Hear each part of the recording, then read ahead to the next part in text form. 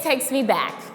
I don't know if it takes anyone else in this room back, but this song takes me back to, let's say, a month ago at the Fashaw family reunion. It takes me back to about 3 years ago at a family member's wedding. It takes me back to about 5 years ago at the Albury family connection. And it takes me back to about 10 years ago and the time that I spent with my grandmother. Because see, that time that I spent with my grandmother was beyond important. During the times in which I was with my grandmother, I learned how to play dominoes. I learned how to play goldfish and tonk and strip. And most importantly, I learned how to play spades. Because we know as young Black people, if we don't know how to play spades, you have no idea what's coming for you. If you're that one person, everyone's like, what? You don't know how to play spades? So that time with my grandmother not only taught me all of these games, but it also prepared me for my research career. Unbeknownst to me back then, that was the beginning of my research interest. And now today, I study older adults who are aging within the community, the health services that they use, and the racial ethnic disparities that are associated with those health services in their neighborhoods. So then I didn't know this, but I realized it as I was writing my personal statement to apply to graduate school.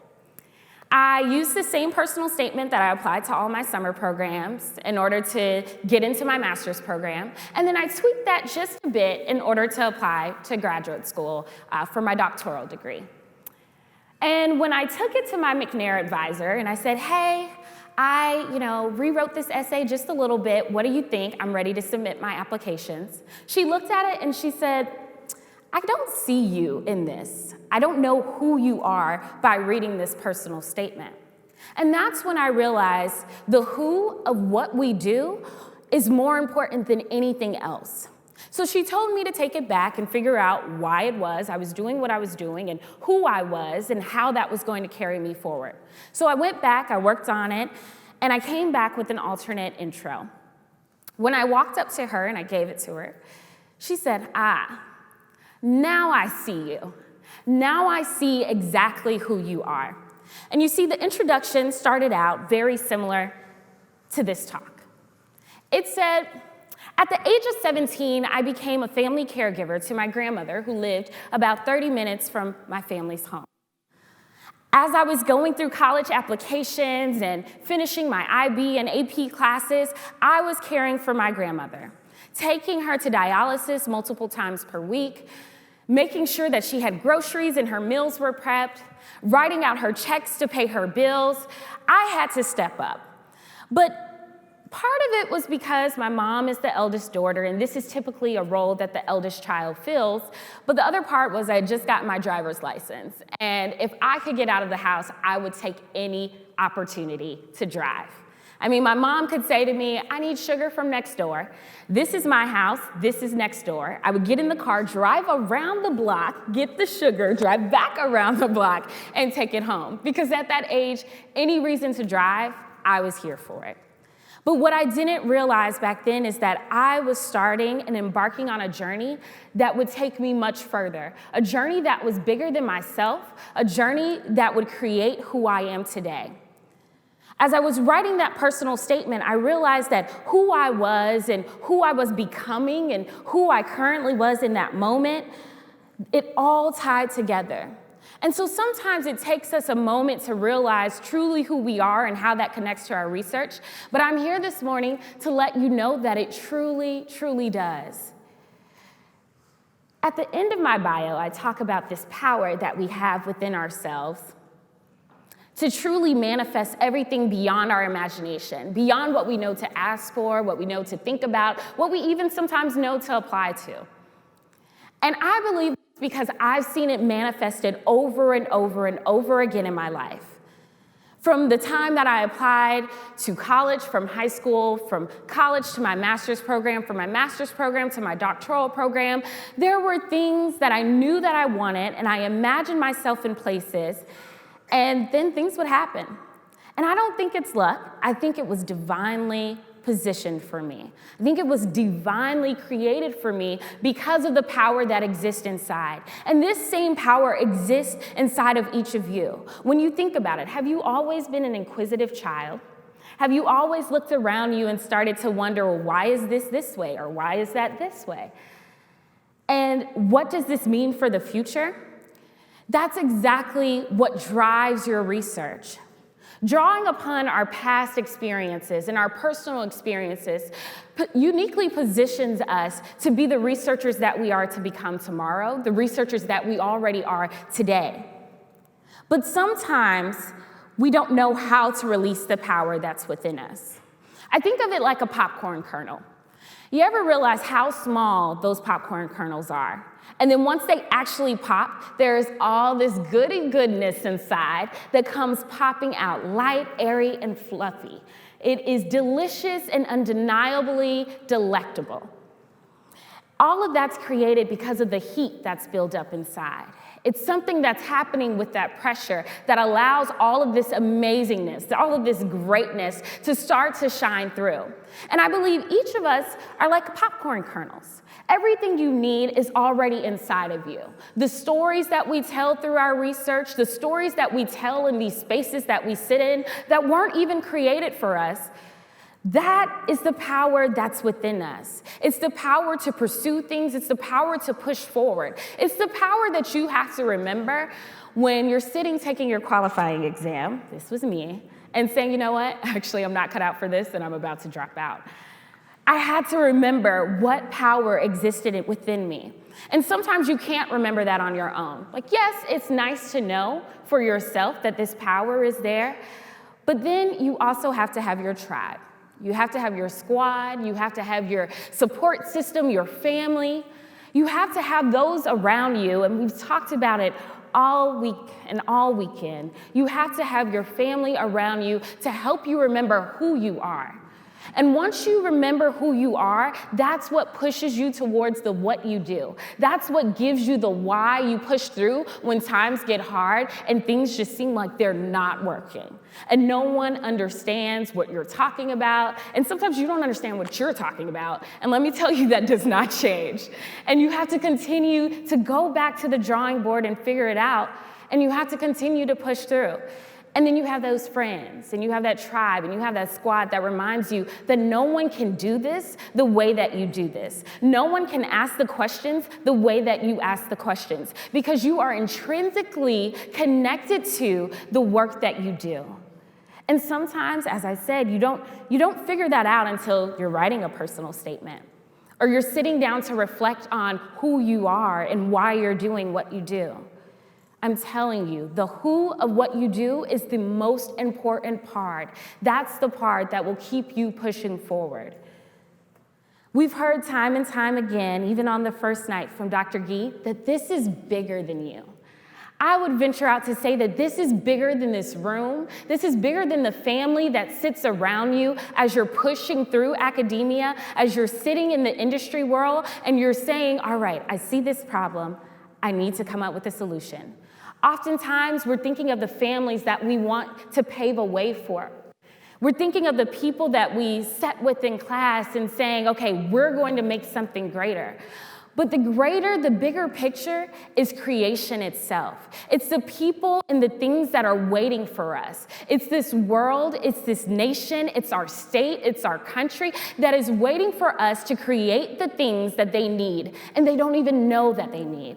And see, that power to produce the things that we don't even know need to be produced, that's what's inside of you. That's what's inside of each and every one of us, to go above and beyond what we could imagine for ourselves. The bigger is the child that is sitting in second grade saying, I think I want to do mathematics. It's the person that's in high school saying, I think I want to become a politician, but I don't really know or understand political theory. It's those people that are waiting for us to be in these spaces. This bigger than you, this is not just about your family, not just about your friends, but it's about the people you have yet to meet. It's about the people that you probably never will meet. The people that are touched by your story without them even knowing that they are being touched by your story. It's about the change that you will create, the change that you will make. I believe that our generation will fill spaces and create spaces that have never been seen yet. I feel like a lot of times those that I'm around get really frustrated that maybe their advisor or their colleagues, their peers don't understand exactly what they're doing. But that's because it's only them. It's only them individually that can make this happen. They're the ones that open up the doors and create new spaces that are like no other. That's each of you in this room. You're embarking on a journey that no one has ever been on before. You're starting into areas that no one has ever thought of before, and no one else can do it except for you. I think when I'm thinking about this conference theme, we're talking about emerging scholars shaping the future. I really believe that you can't emerge unless you already exist. So I think one of the most important things for you all to realize after this weekend is that you are already a scholar. You are already a scholar, and you're not only shaping the future, but you are creating the future that you desire to see, the future that others need to see, and they just have no idea yet. There is a power inside of you. I can't say it anymore. There is a power inside of you waiting to be released to this world, waiting to be released to creation so that they are able to see themselves not only in you, but those around you. What we do in these spaces, the way that we exist, is so important for those that come behind us, but also those that go before us. I study what I study. I study older adults aging in the community because I understand the historical and social disadvantages that marginalized populations have had to overcome and are still overcoming. I understand that, and because of that, I want to make sure that older adults are able to age with the autonomy and dignity that they deserve. But even in the midst of all of that, I think it's important that I'm able to look back at younger adults and youth and make sure that their future is bright.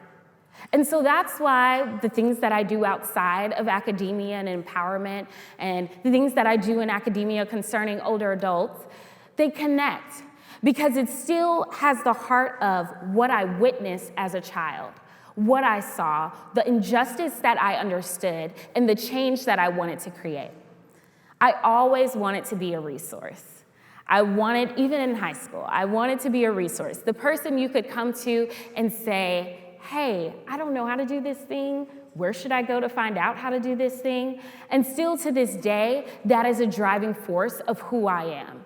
Creating resources for others, helping people to move from just being a visionary to being a creator, helping their visions to move out of vision mode into creation mode, that's what I desire to do because of who I am and because of the experiences that I've had. I want you all today to recognize who you are. Just take a moment to recognize the power that exists within yourself. And then I want you to take a moment to look to your right and look to your left and recognize that those people around you are here to help heat up that kernel, to help heat up that power on the inside of you and help you go to higher heights, to deeper depths, into knowledge lands that you never even dreamt of. I want you to recognize the network that's here because that network reminds you of who you are when we tend to forget. And then, as I said, and as everyone has constantly said, this is bigger than you. The work that you're doing, people are depending on it. People are counting on it, and they may not even know yet. So as you are emerging as scholars, don't forget that you are already a scholar and that you are creating the future that each and every one of us needs. Draw back to those personal experiences, those unique experiences that have carried you to this moment, whether it be family or friends, whether it be an illness that someone experienced or a question that you already had. Always remember who you are, because the heart of who you are guides what you do. It guides your why when times get tough and you look around and you remember this space wasn't created for me. But that's okay, because we're creating new spaces. We're starting new things, and we're changing lives beyond our imagination. I hope that you all have enjoyed your time here at the conference, that you feel transformed, because I know the transformative power within you is there. I know that the change that you will make, the splash that you will make, will take people to new places that they could have never dreamt of. Each of you are emerging as scholars, becoming each and every day a better version of yourself, a newer version of yourself, the version of yourself that creation hungers for, that they need, that we thirst for. And so I want you to feel empowered today to completely take over this world. Thank you.